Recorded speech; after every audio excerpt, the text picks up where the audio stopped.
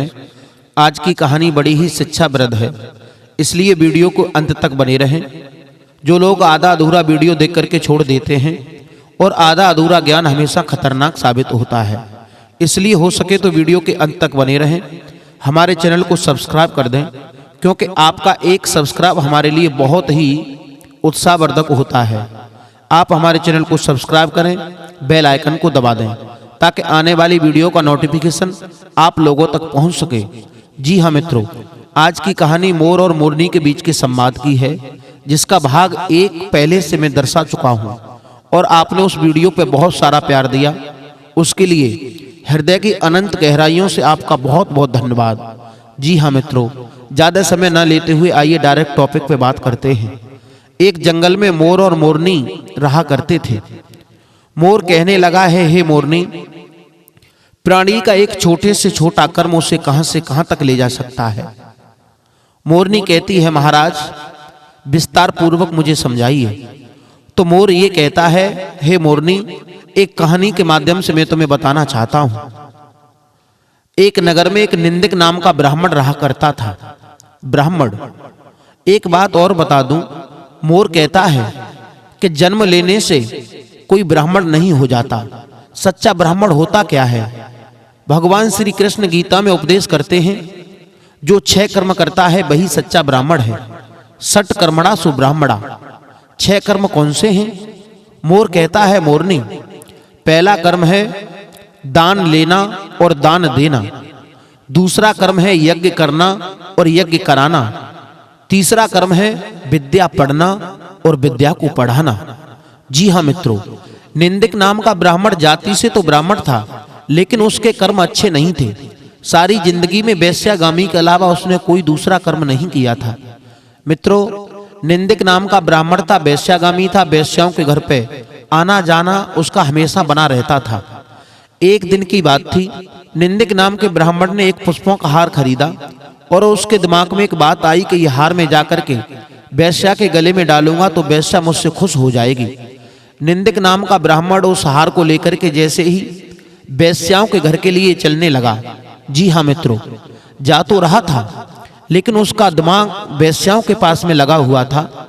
हर वक्त यही सोच रहा था कि अगर मैं वेश्या के गले में यह हार डालूंगा तो वो कितनी खुश होगी, वो कितनी खुश होगी। शेक्सपियर ने एक कहावत कही है, प्रेजेंट बॉडी एब्सेंट माइंड। उसका दिमाग तो वेश्याओं के पास में चला गया, लेकिन रास्ते में जा रहा था, जिस रास्ते में वो निंदक नाम का ब्राह्मण चलता हुआ जा रहा था, उसी रास्ते में पहले से एक शिवजी का मंदिर बना हुआ था। संयोगवश उस निंदक नाम के ब्राह्मण को रास्ते में ठोकर लगी और वो निंदक नाम का ब्राह्मण जमीन पर गिर गया और उसके हाथ में जो फूलों का हार लगा हुआ था, वो हार उसके हाथों से छूट करके उछल करके शिवजी के मंदिर में गिर गया। जी हाँ मित्रों, जैसे ही निंदक नाम का ब्राह्मण रास्ते में गिरने के बाद में खत्म हुआ और यम के दूत उसे लेकर के जैसे ही धर्मराज के पास में लेकर गए, तो धर्मराज ने ये कहा कि इसकी कुंडली को खोल करके देखो, आखिर इसने जीवन में कैसे कैसे कर्म किए हैं।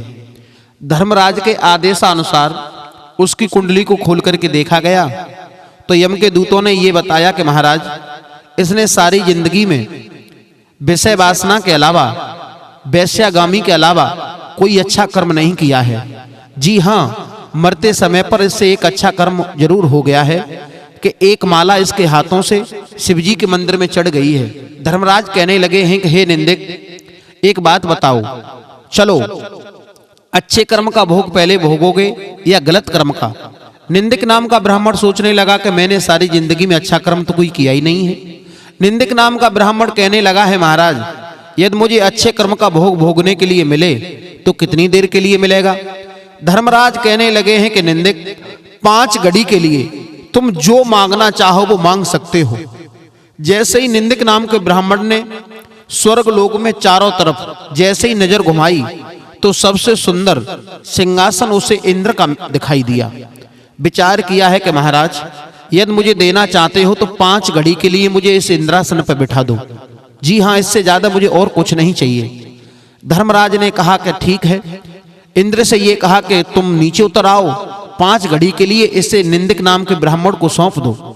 निंदक नाम का ब्राह्मण जैसे ही इंद्रासन पर बैठा, उसने विचार किया कि मुझसे एक अन्य जाने में अच्छा कर्म हो गया। एक माला मेरी हाथों से शिव जी के मंदिर में चढ़ गई मरते समय पे, और उस अच्छे कर्म की बदौलत आज मुझे ये इंद्रासन मिल गया। अगर मैंने सारी जिंदगी अच्छे कर्म किए होते तो पता नहीं आज मुझे क्या मिल जाता। इस बात को सोचने के बाद में क्या देखा कि इंद्र के दरबार में अनेक संत महात्मा बैठे हुए हैं।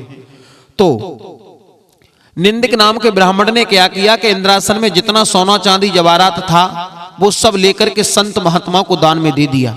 संत महात्माओं ने सबने वो धन प्राप्त किया, बड़े खुश हुए और निंदक नाम के ब्राह्मण को आशीर्वाद दे दिया कि निंदक, तुमने हमारा इतना बड़ा सम्मान किया है, तो जाओ, जब तुम जन्म लोगे मृत्यु लोक पे जाओगे तो एक न एक दिन तुम्हारे दरवाजे पर भगवान विष्णु को स्वयं भिखारी बनकर के आना पड़ेगा।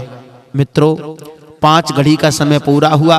निंदक नाम के ब्राह्मण को इंद्रासन से नीचे उतारा गया और वही निंदक नाम का ब्राह्मण बना था राजा बलि। राजा बलि की कहानी आप लोगों ने सुनी होगी। राजा बलि दैत्य वंश में पैदा हुआ था। वो कितना बड़ा धर्मात्मा था, दिन प्रतिदिन कोई न कोई यज्ञ करता रहता था। क्यों? क्योंकि उसे पूर्व जन्म का ज्ञान था कि उसके हाथों से एक छोटा सा अच्छा कर्म हो गया था, उसे इंद्रासन पर बैठने के लिए मिला था 5 घड़ी के लिए। अब वही निंदक नाम का ब्राह्मण राजा बलि बना। राजा बलि दिन प्रतिदिन कोई न कोई यज्ञ करता है, क्योंकि उसे लालसा लगी हुई थी कि मुझे इंद्रासन पर बैठना है, इंद्रासन को प्राप्त करना है। और उसने 100 यज्ञ करने की प्रतिज्ञा की। 99 यज्ञ उसके सफल हो चुके थे, 100वां यज्ञ करने के लिए जा ही रहा था।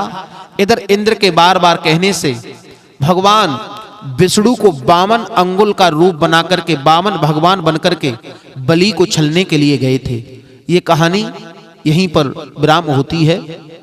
जी हाँ मित्रों, आप सभी लोगों से विदा लेता हूं, क्योंकि आगे की कहानी आप लोगों ने सुनी होगी।